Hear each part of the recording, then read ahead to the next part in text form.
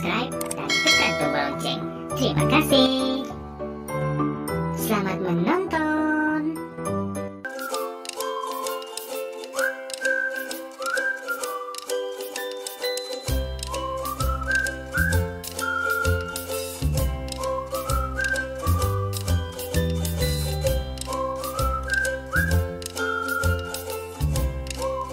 Okey guys, mula-mula kukus ubi manis yang dah dipotong.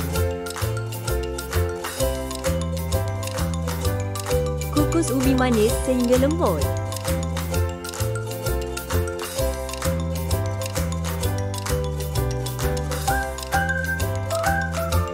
Setelah itu, lenyekkan ubi menggunakan garpu.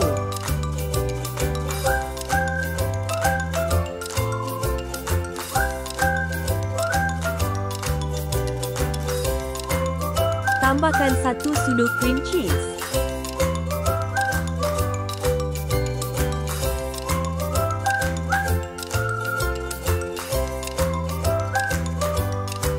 Masukkan 2 biji telur.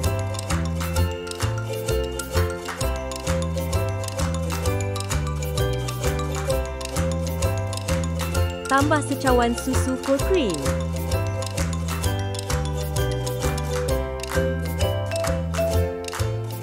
Kemudian, gaul sebati ke semua bahan tadi.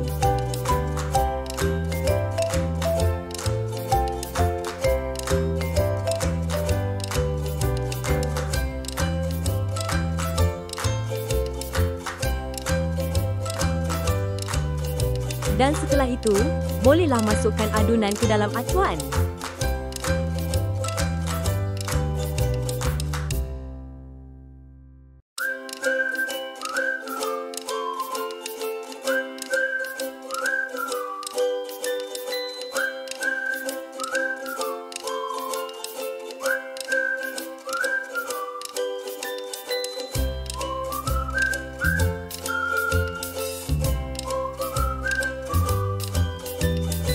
Biarkan seketika agar adunan betul-betul merata.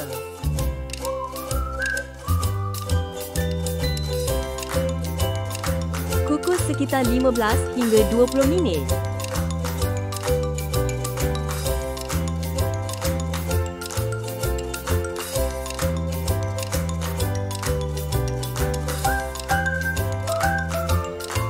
Terbalikkan perlahan-lahan.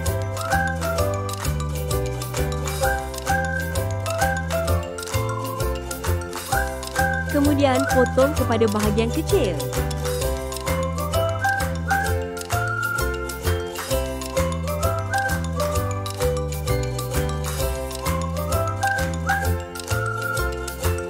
Idea pembungkusan di dalam bekas plastik Lutsina.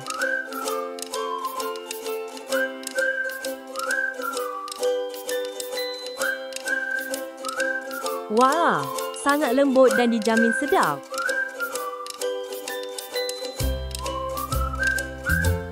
Guys, jomlah cuba resepi mudah ni dan jadikan idea jualan korang.